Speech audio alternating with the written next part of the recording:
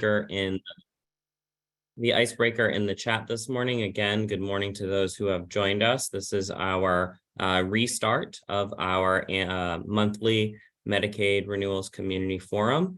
Excited to be here with you today. My name is James Rajat. I am the Director of Strategy and Innovation here at EOHHS. I am sort of emceeing this morning's Community Advocate Forum as my partner, Kyla Walters-Clinton, is away at a conference this morning and today, but I am joined by Chris Bresco and a variety of others on the team. Chris Bresco is part of our Medicaid renewals program on the operations side, and we hope to continue to partner as we move forward with this, these updates moving forward. I'm also joined by Stephanie Menders, who is doing a phenomenal job on our communications team, who will also provide some updates today as well. So I think we can go ahead and get started, but for those of you who did not see, please feel free to answer in the chat, share who you are, your pronouns, the organization that you're representing, and something you hope to accomplish before the end of the summer. So please go ahead and do that. So we will go ahead and jump right to the next slide.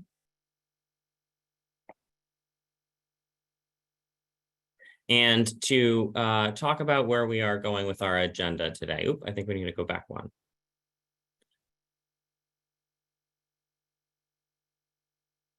Excellent. So this morning, we are going to talk a little bit about what we sent out in July.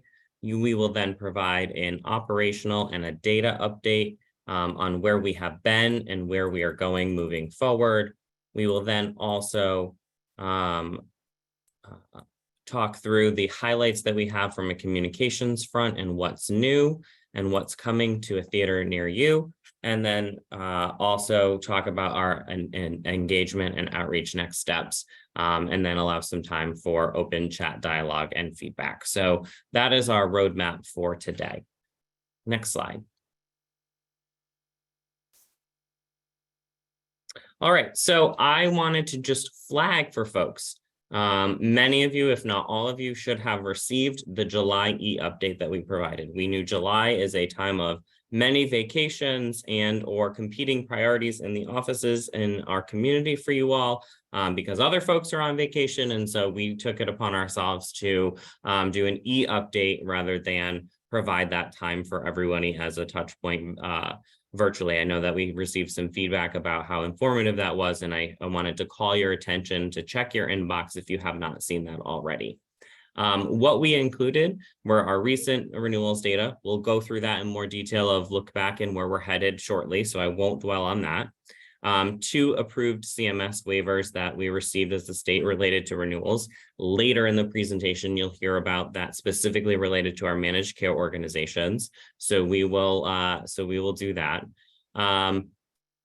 We will highlight the communication resources that we provided, but there are a number of them, including the YouTube videos for the HealthyRhode app to assist members in navigation and utilization of key features and functions that were highlighted, and some revised FAQs that we provided to folks that include being translated into multiple languages. So that's a summary of the July recap that I wanted to just make sure if you didn't get a chance to see that and receive it, that you read it. And if you did not, please put your email in the chat. We will compile all of the emails and add you to that distribution. So I wanted to just make sure that we highlighted that because it had some really, really, really good information in it, including signing up for this. So if you see that some of your colleagues that have been joining are not on today's appointment, I think it would be wonderful if you reached out and made sure they saw the new Zoom link that is established for the remainder of the series.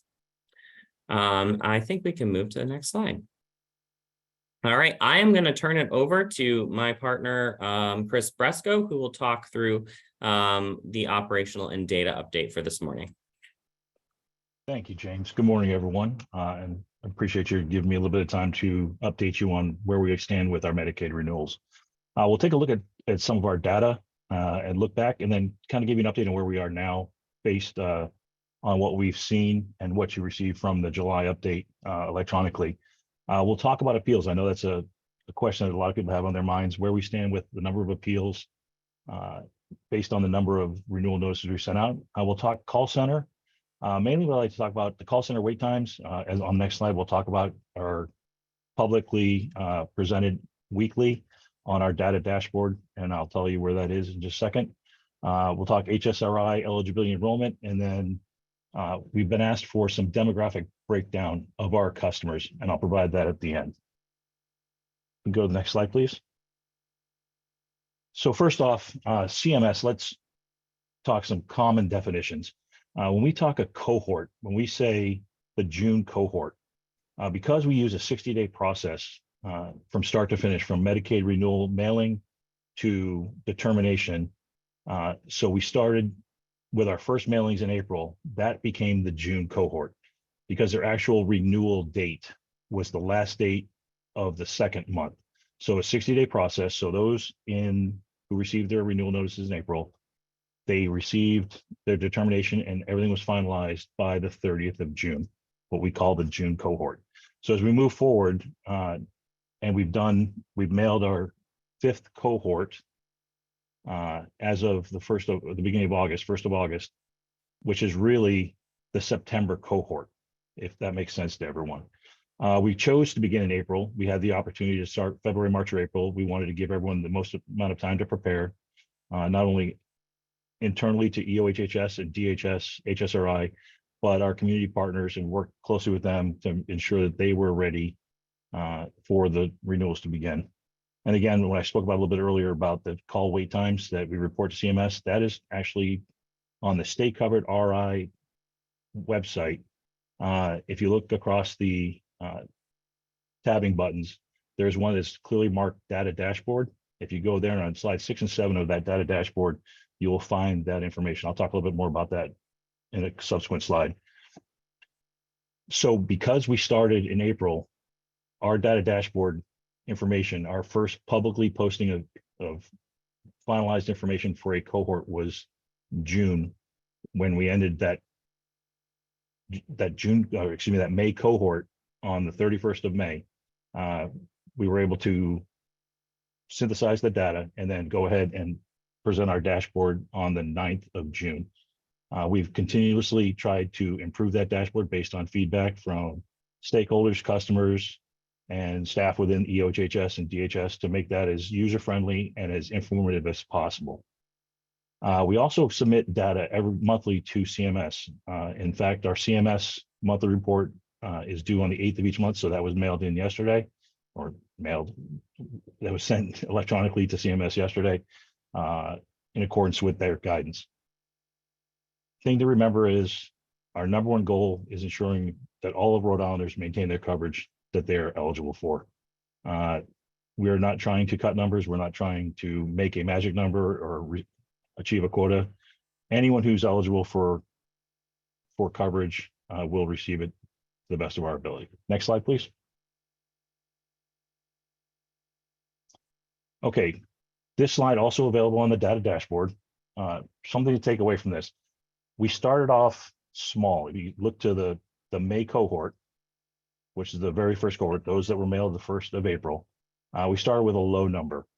This was done intentionally to allow us to begin the process, get the system in operation, work out any of the bugs that we could as we started to increase. And you'll see those numbers increase across the board, from 10,000 the first month to 18,000 on this last cohort that we just mailed. This is in accordance with CMS guidance, which requires us to, let me say, not require, but strongly encouraged us not to exceed a 9% of the population per month renewal cohort. So you can see we've done by individual level, we've done 70,000, a little over 70,000 renewals, and case level, which a case level would mean that it encompasses more than one program, 64,000. From that, we have not yet mailed any renewals to families with children or children. That will not begin until the January cohort. That is in accordance with the continuous coverage for children through the 31st of December, 2023. I can break down the numbers a little bit more. You can see in that column below, we are averaging well over 50% in the first couple of months of passive renewals, which means that people received a renewal notice, but it did not require any action on their part for their continued Medicaid benefits. All we did ask in that was if they were so inclined, they could update personal data so that we'd have a more current and capable way of contacting them. And which has happened in a lot of cases. It's something that they could also do on either the Stay Covered RI website, excuse me, not the Stay Covered RI, the portal, or the mobile app. So we are moving forward. We will meet our goal of the 12 months of re-enrolling or renewing all of our currently 372,000 Medicaid recipients. Of note, and for people to understand, is if somebody was renewed in the May cohort, they will be renewed in the May cohort next year in June, July. So wherever they were renewed this year, they will be renewed in the next year. Okay, next slide, please. So our appeals office, a lot of work was done prior to beginning the renewal process between DHS and the EOHHS appeals office, mainly to be able to informally complete an appeal prior to requiring a hearing at the DHS level. And that's worked out quite well for us. If you can see the numbers, 53 out of 174 have been resolved informally, which is a pretty good number when you look at it, about a third. Incomplete appeals, we have 120, but when you look at 120 appeals, we've already received appeals from the August cohort, which is only, is only halfway through its process. We've already started receiving appeals. 120 out of a little less than 55,000 people or 55,000 cases is pretty good. Of note, we requested and were approved for 3 additional hearing officers in the 24 budget. Those jobs have been posted. That was actually closed. The application period closed on the 27th of July, and we're going to try to fill those positions as quickly as possible to make sure that we keep the hearing, those appeals that require hearings moving along in accordance with guidance getting completed within that 90-day period. Next slide, please.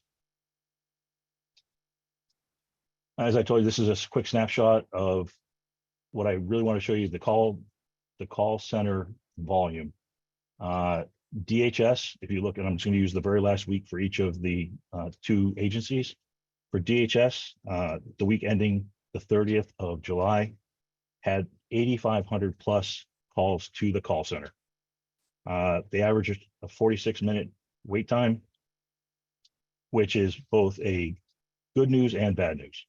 We're still working, and I know that Director Brito and her team are working to reduce that wait time to a more manageable level. The goal, of course, is 15 minutes or less. With that being said, why is it a good news story? Is that we have not, even with the renewal process and the 70,000 renewal notices that have been sent out, we have not seen a marked increase in the call wait time at DHS. Because remember, these call wait times are not just for Medicaid renewals. They also include all of the other programs within the DHS sphere, predominantly being SNAP benefits. And then as we look at HSRI in the same week, did a little over 4,200 calls. They're averaging under 14 seconds for their answering and doing quite a great job there as well. So we're looking pretty good in the call centers. The wait times are an issue still and are top of everyone's mind, and working towards getting those a little bit lower.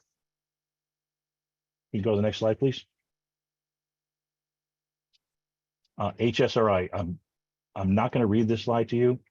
What it's basically telling us is that for those personnel that are denied Medicaid benefits and are shifted to the Health Source Rhode Island, the exchange, we have quite a success rate in terms of making sure that those people retain insurance coverage, either with the applied or the tax credit or without. And the auto enrollment, which is a program that Director Lanning and her team have in place as of this renewal period, is working well. So again, it goes back to that initial mission statement where our goal is to ensure that every Rhode Islander that is eligible is receiving that insurance coverage to allow them to stay healthy. Next slide, please. And just a little bit of the demographic breakout using the 5 counties within Rhode Island. As you can see, Providence County, quite large, and then going all the way down to the Bristol County. And you can see on the left by city, the number of Medicaid enrollees, and this is as of June. This is updated monthly. We'll have the July numbers here shortly. And I can share these slides, or if James would like, however we want to share these slides so that you have this information. This is also on the Stay Covered website as well. Next slide. And we were asked to do a demographic breakout for race and ethnicity of our customers. As you can see, this is also as of June, and I will just let you take a look at that.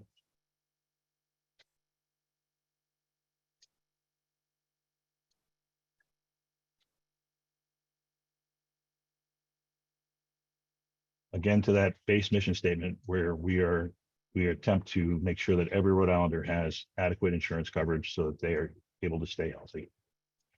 With that, James, I will open it up to questions, or if you want to continue the briefing and hold questions to the end, I'll be standing by. Wonderful. Thank you, Chris, for that update. So good news, Chris, this is recorded. So folks will have the breakdown with your explanation as we move forward, and we'll post that to our site. So folks will be able to review that, but then we'll also make sure as follow-up, we include the link to the dashboard and where this information is. This is a starting point of additional breakouts that we are looking to do. So I wanted to just acknowledge and thank Chris and the data team for that. We did hear that we needed to start to break down the data into other demographics, and this is our first stop to doing that. We know that there's more that we can do, that we should do in other ways, but we are balancing that across other competing analytics priorities that we have on the day-to-day related to both this and some other initiatives. So I want to recognize and applaud the team for coming through for us, and I very much appreciate it on behalf of myself and many of our advocates who have been asking for that information. So I appreciate that. If folks have specific questions, I'd ask that they put them in the chat so that we can respond to them either real time today or in follow-up if it's something we need to take back to the team. So I would appreciate doing that, and we will, as always, be responsive to those that come in that we can't answer on the fly in today's forum. But I do want to keep us moving because we're already halfway through our time together, and we have a variety of other updates, so we can move on to the next slide. Great. So I would love to introduce my colleague and partner, Stephanie Menders, who has been doing a fantastic job working on our communications to support renewals, working with many of you as community partners for some feedback and testing on our messaging, and has a very, very, very exciting update for you all today. And so I will turn it over to Stephanie. Thanks, James. Just to start us out, I want to remind everyone that, yes, we will be sharing these slides after the fact. So you're going to see a lot of links here. And those are definitely things that we encourage you to click through when you get the slides, read through, share with your network, share in newsletters on social media. Any help that you can provide amplifying our message about Medicaid renewals is greatly appreciated. So to start out, I'm going to highlight a couple recent news clips that mentioned Rhode Island, our renewals, and our data. So feel free to click through those when you get a chance when you see these slides. I also want to mention that we sent a memo out to pharmacies, just a reminder, having continuous touch points with our partners and healthcare providers that Medicaid renewals are back. We have resources available that you can print and post in your waiting areas at your pharmacy desk. We've encouraged pharmacists to print copies of FAQs to provide to pharmacists so that if questions come up, the staff is knowledgeable about renewals and knows where to point people to find more information. And we also were just encouraging pharmacies to, play reminders about Medicaid renewals over your speakers in your pharmacies. the posters, flyers, just please make these materials available at your counters just to make sure that the message is reaching as many folks as possible ahead of their renewal. I also wanted to highlight some new downloadable resources on our website, of course, staycovered.ri.gov. And again, there's links here that you can click through once you receive the slides. But we have updated FAQs about Medicaid renewals, and they're available in 12 languages on our website. That language breakdown is based off of data in our system that members have self-identified their preferred languages. So these are the top 12 languages that members have identified as their preferred language. Our Train the Trainer deck, which some may know as our Medicaid Renewals 101 deck. It's a PowerPoint presentation that you can use and adapt to share with your audiences or your network. Those are now available in Spanish and Portuguese. Again, a link where you can view and download those.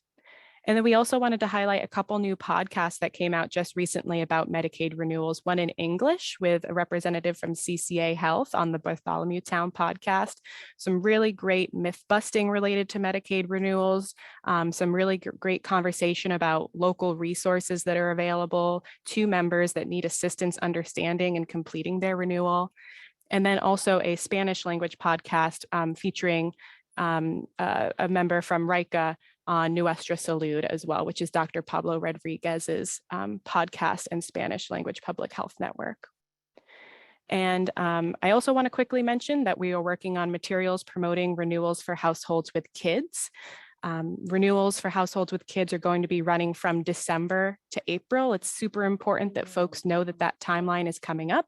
We're going to be taking advantage of some back to school marketing opportunities to make sure that information about renewals are getting out to families through that means, but we're also, again, planning out a detailed outreach plan we'd be happy to present on at our next meeting, detailing what organizations we'll be partnering with, how we plan to partner with districts and childcare and agencies, and we are happy to share details and receive feedback on that plan as well, and any ideas about partnership and promotion opportunities to make sure that our households with kids are aware that this process is going to be happening December to April, that they'll be getting their letter in the mail between that time, and the steps that they can take to renew their coverage.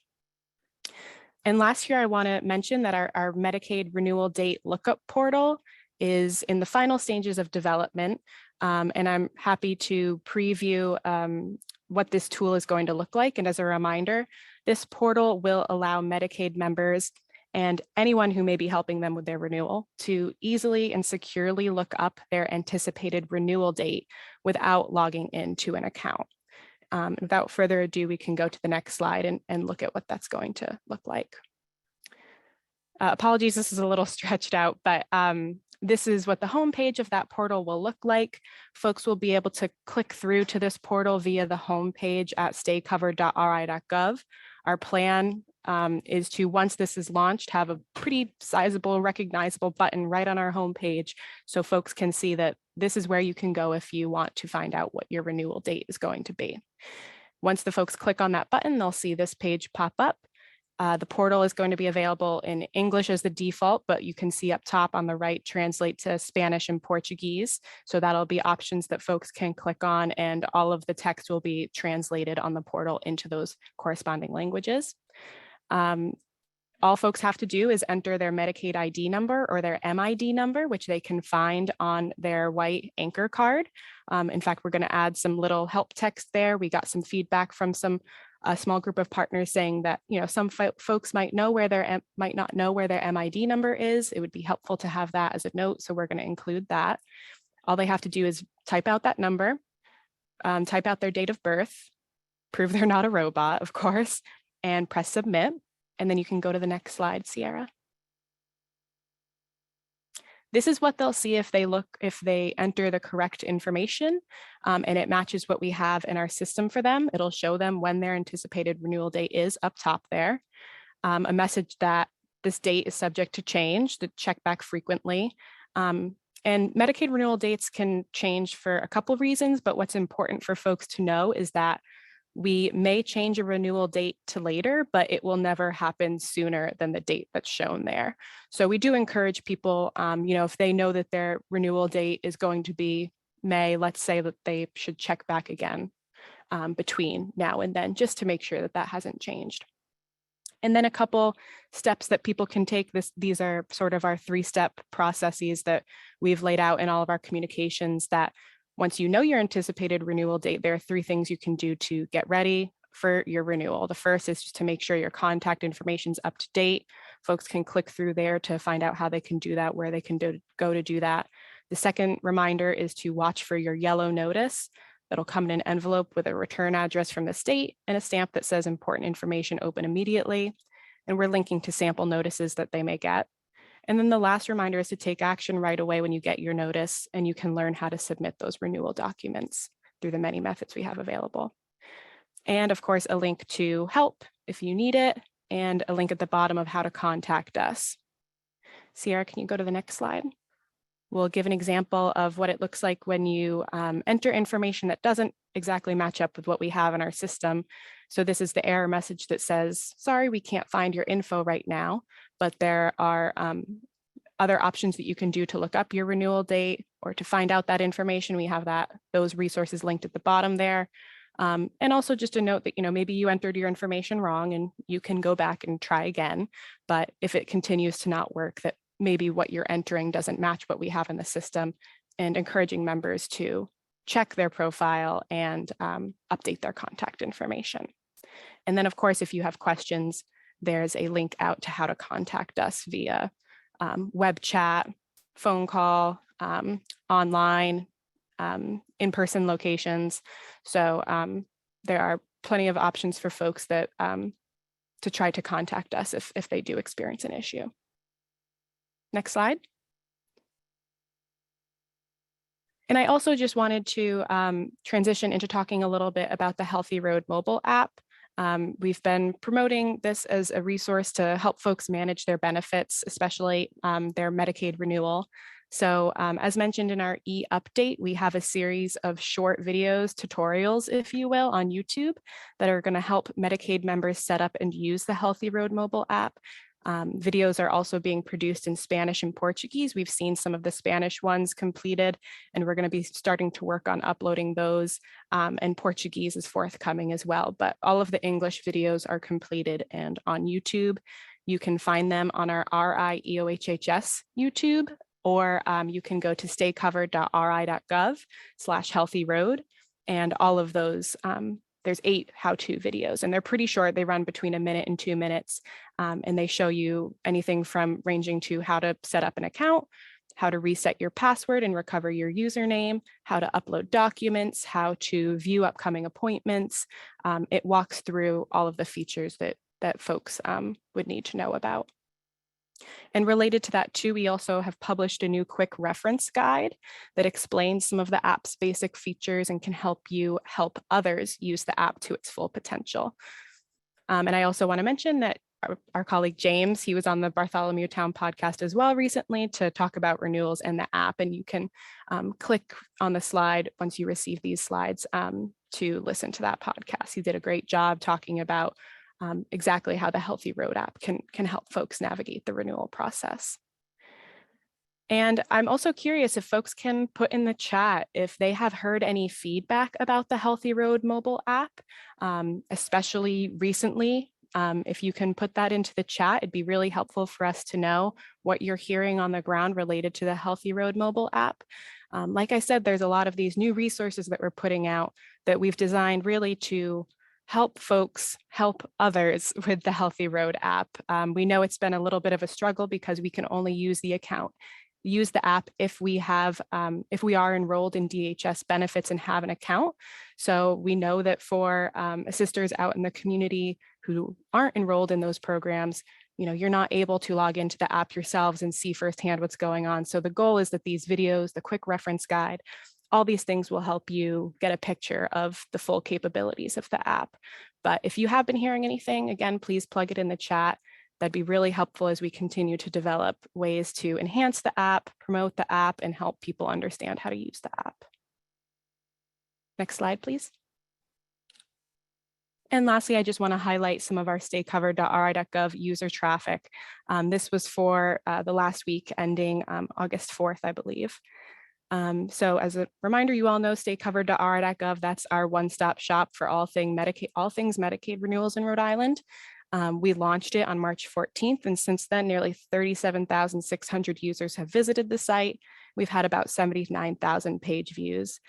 We've seen some of our highest ranking pages here are our home page and the HealthyRhode app page. Also, our member education materials, where you'll see a lot of our flyers, our posters, our videos are available there for download. Information about how to upload documents, our data dashboard, our sample notices page, and our information for Medicaid members page. But you'll see that by far, these top two are our highest views. And we're glad to see that. We have ad campaigns that are promoting and linking to those pages on social media. We've been doing a lot of organic outreach about those two web pages as well. So we continue to see growth on our staycovered.ri.gov traffic. Next slide, please. And that's it for me. I'll be staying on as well if there are questions about communications, and feel free to plug them into the chat or wait till the end of our discussion. But otherwise, I'll hand it over to James for engagement and outreach.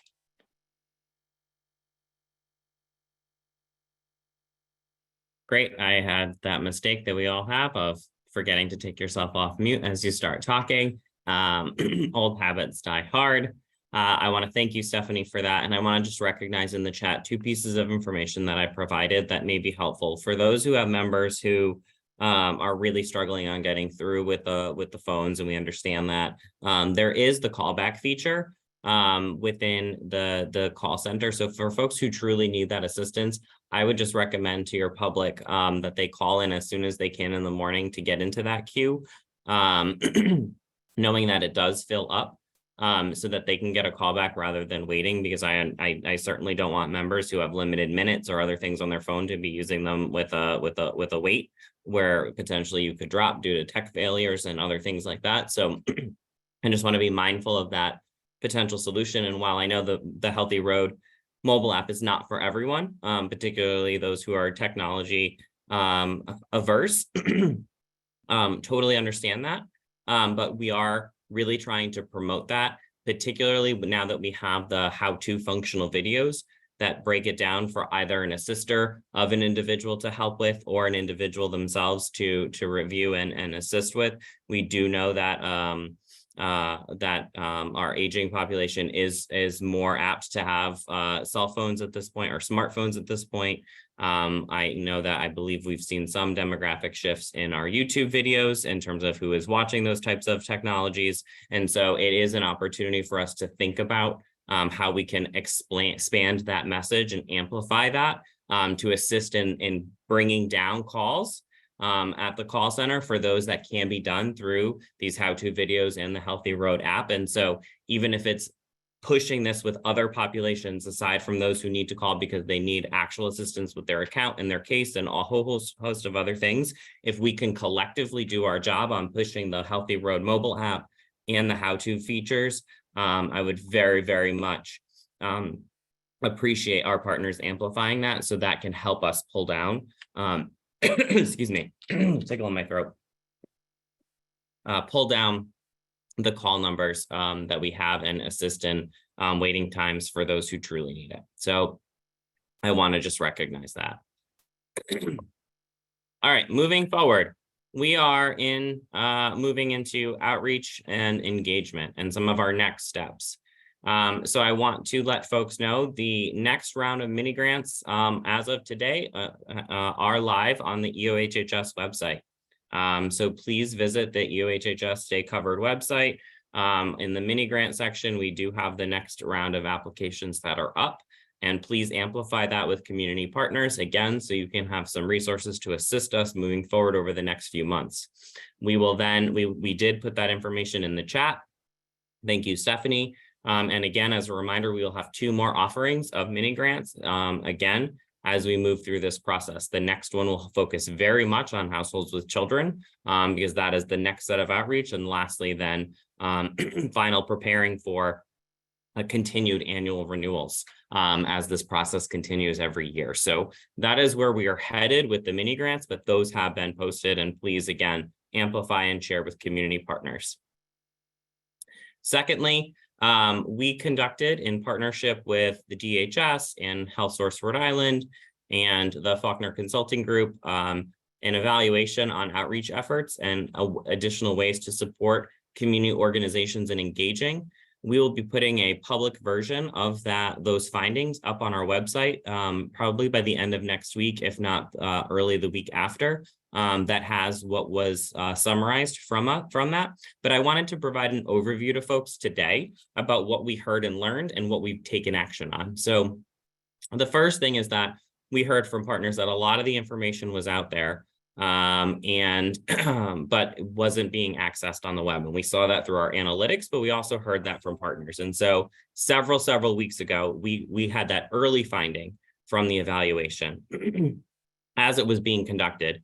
And we pulled together community partners, and I want to thank those who've continued to join us on looking at how we reorganize that website. And we have done so. And I would say the amount of clicks and the clicks on those things that we know are most important for members and for community partners have skyrocketed.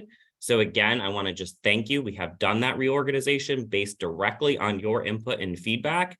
And we are seeing the results of that, as you saw with even Stephanie's 1 week overview of the data, that we are in that place where we are receiving really great feedback, both nationally and locally on the website, as ways in which we can think about continuing to do that moving forward. But it is directly tied to that evaluation and the feedback that you all provided.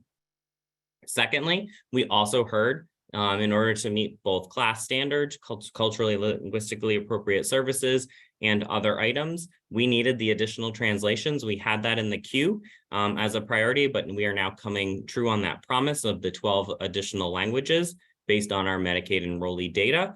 And so we are moving forward with that, and we'll continue to get all of our prime time documents in that way, translated as Stephanie mentioned earlier, and on our website. So I wanted to highlight that for you all. As noted, the Medicaid Renewals 101 deck has been translated into different languages.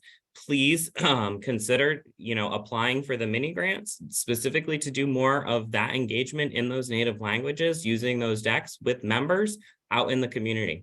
You can put in for the time and effort that is needed for that. And now that we have those materials available, would strongly encourage partners to help us continue to get that word out and keep everyone covered.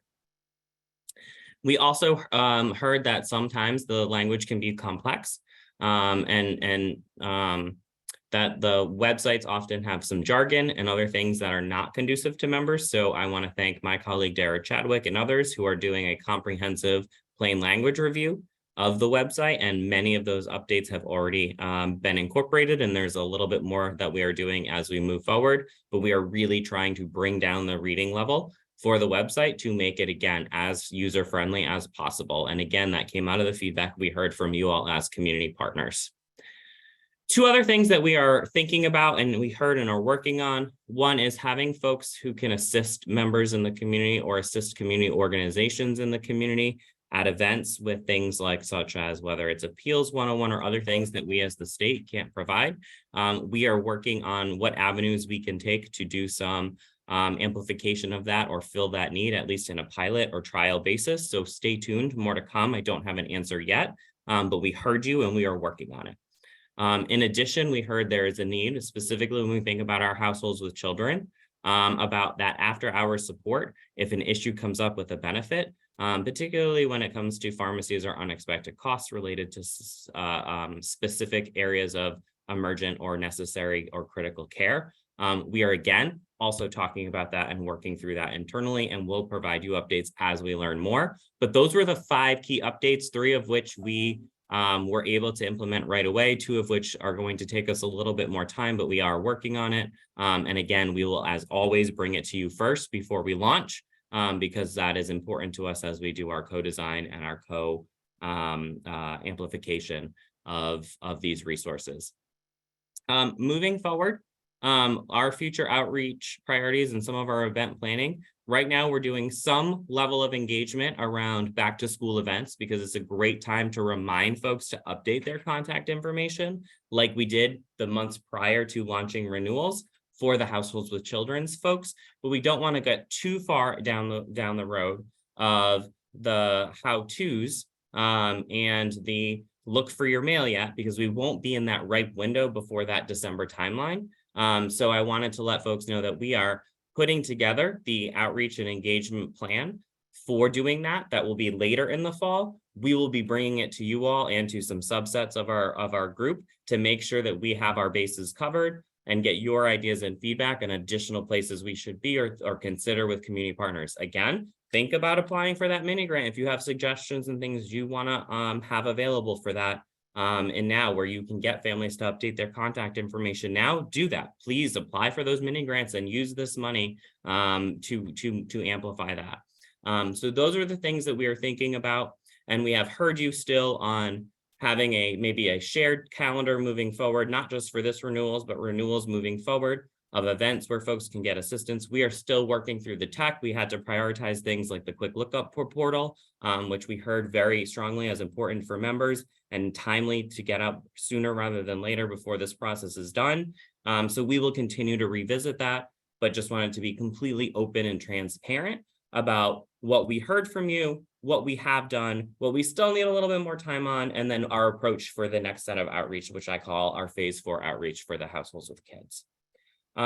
With that, I have one specific engagement update that I wanted to provide related to our managed care organizations and additional authority that they received. So I am going to pass the slide over, the next slide, to my partner again, Chris Bresco, and the Medicaid team.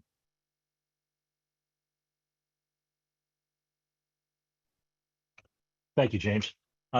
We had 2 waivers that were approved by CMS within the context of Medicaid renewals. One allowed us to negate the use of the asset verification system in certain circumstances. And the second was allowing the managed care organizations to assist their members with the Medicaid renewal process. Really what to take away from this, and a memo went out to the Medicaid or the managed care organizations on exactly left and right limits of what they can and cannot do in terms of the assistance to their beneficiaries. Mainly what it allows them to do is assist with the input of information, as long as it comes from the recipient himself, not from their organization. There's a little bit more to it, more nuanced language to that, and that memo can be shared along with these slides when they are presented. James? Great, thank you for that, Chris. Next slide.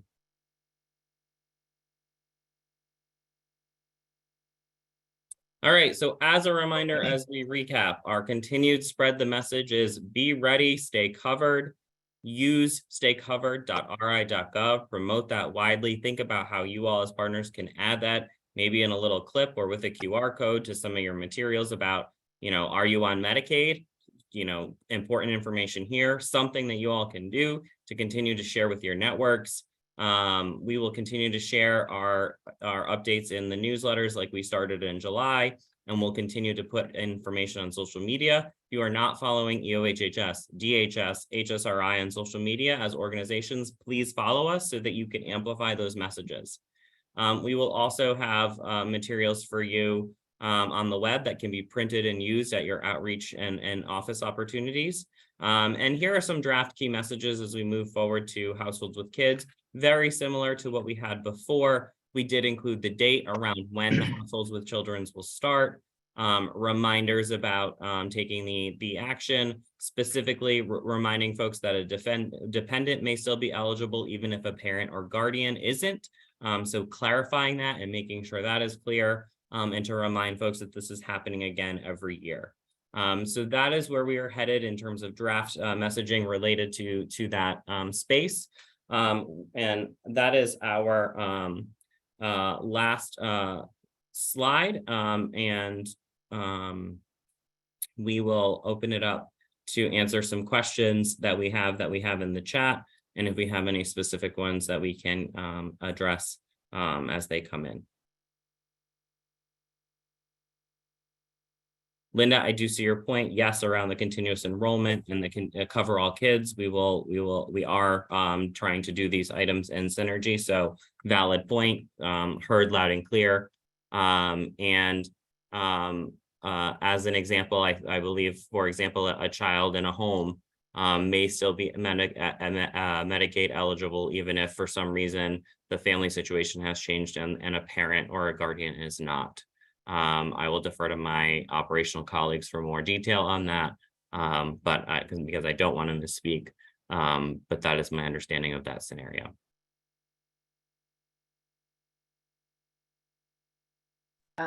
James, sorry, I was trying to get myself. Yes, there are instances, absolutely, as everyone knows, parents are eligible, or families are, sorry, adults are eligible to up to about 138% of poverty, parents to 141%, but kids are eligible up to like 256% of poverty. So as you can see, you definitely, there may be families, there have always been families and will continue to be families where the adults aren't necessarily eligible, but those children are. So it's really important, again, for people when they, to complete their renewal, even if they think they're over income, if we're asking for information, to send that in, because it's possible that even though the adults may not be eligible, the kids could still remain on.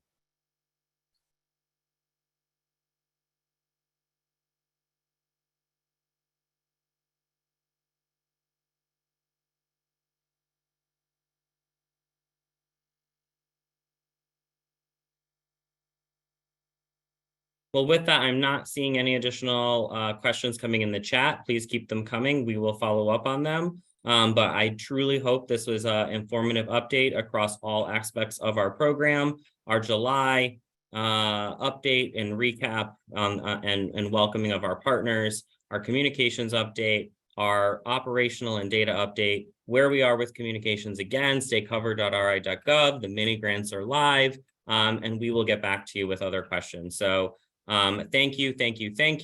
Please help us promote the mobile app. Please follow us on social media, and please to continue to be your amazing selves who are helping us be successful. And we are doing a great job at keeping people covered, and we cannot let the momentum stop at this point in time. So again, we would not be successful without all of you. Your time is incredibly valuable to us, and we will see you next month. Take care, everyone.